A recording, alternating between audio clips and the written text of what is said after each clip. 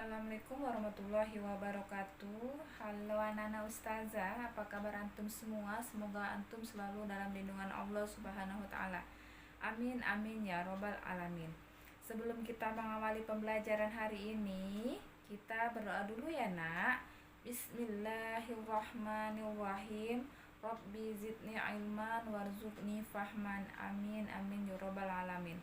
Hari ini kita akan melanjutkan pembelajaran kita tema 1 subtema 2, pembelajaran 3, muatan IPS dan PKN. Sudah siapkah belajar hari ini antum? Yuk kita mulai belajarnya. Nah, perhatikan peta Indonesia berikut. Di mana ada 2 peta Indonesia. Ya, tapi apa ini bedanya? Nah, kalau yang atas disebut peta umum, peta Indonesia yang di atas ini namanya peta umum. Peta Indonesia yang di bawah ini namanya peta khusus. Lah, kok sama-sama peta? Indonesia ada yang namanya peta khusus dan peta umum? Simak video selanjutnya. Simak selanjutnya. Peta umum adalah peta yang menggambarkan suatu daerah secara umum. Contohnya seperti ibu kota, kenampakan alam atau kenampakan buatan daerah tersebut. Contoh di peta Pulau Jawa, kenampakan alamnya ada apa saja?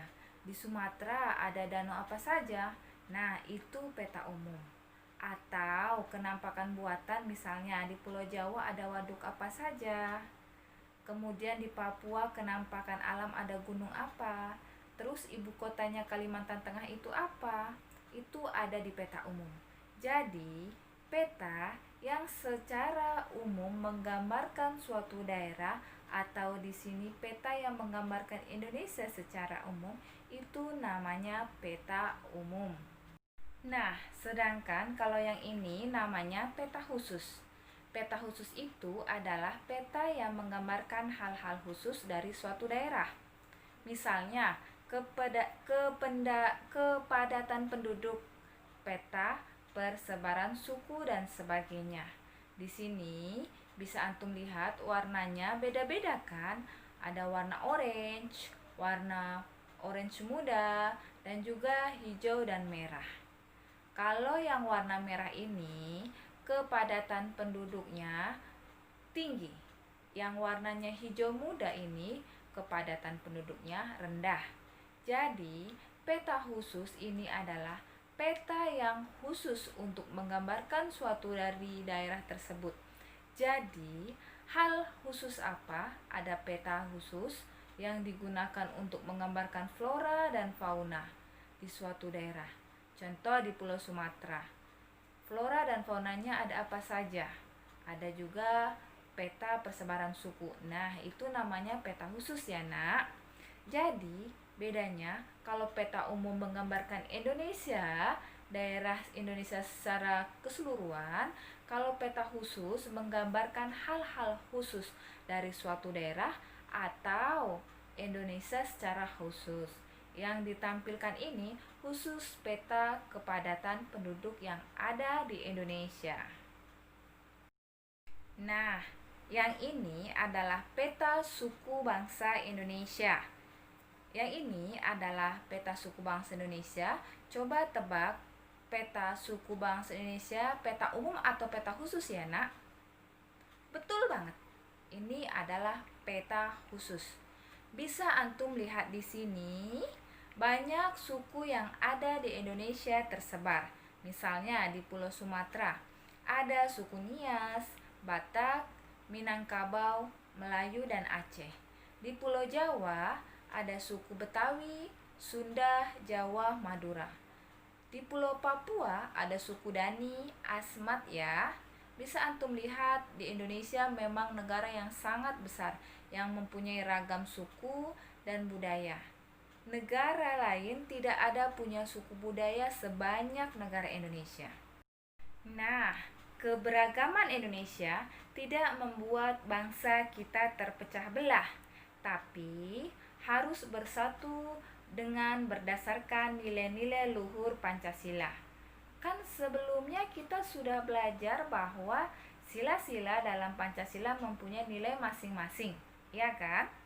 Sila ke-1 ada nilainya, sila kedua ada nilainya.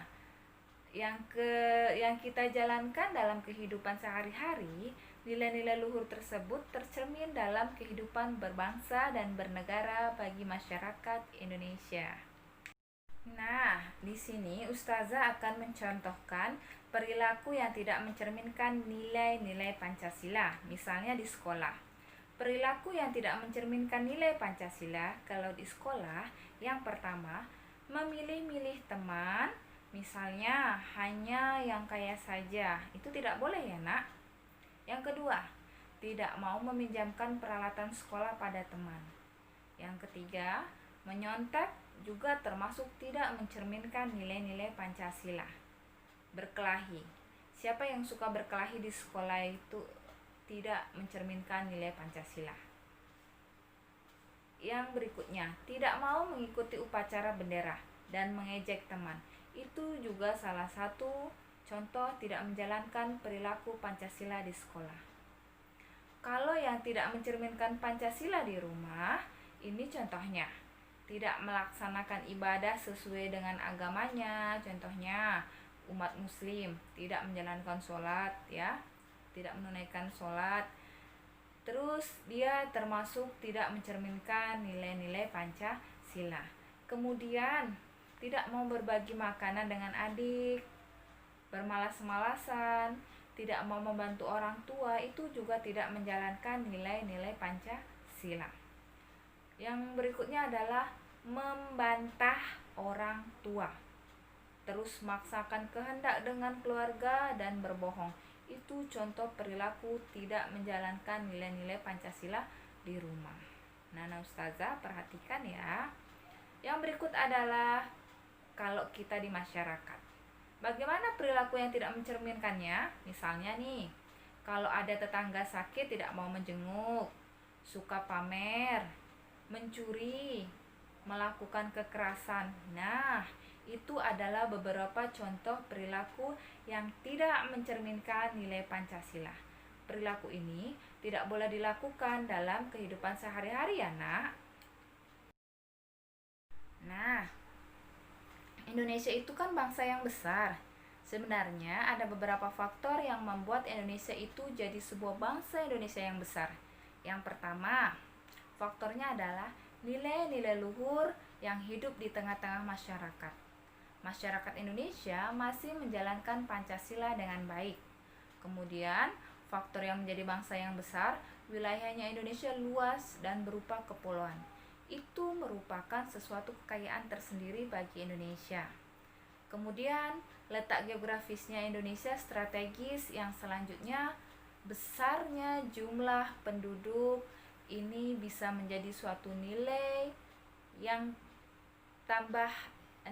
tambah ya bagi Indonesia. Dan yang terakhir, beragamnya suku, agama, ras, dan golongan di Indonesia. Nah, dengan segala perbedaan ini, Indonesia harus tetap bersatu, harus tetap rukun demi berkelangsungan bangsa kita ya, demi keharmonisan bangsa Indonesia. Cukup sekian penjelasan Ustazah kali ini. Mudah-mudahan antum dapat mengerti dan paham. Sampai bertemu lagi untuk anak-anak Ustazah semua. Kita tutup dengan penutup majelis ya. Subhanakallahumma wa bihamdika asyhadu alla ilaha illa anta astaghfiruka wa atubu ilaik. Assalamualaikum warahmatullahi wabarakatuh.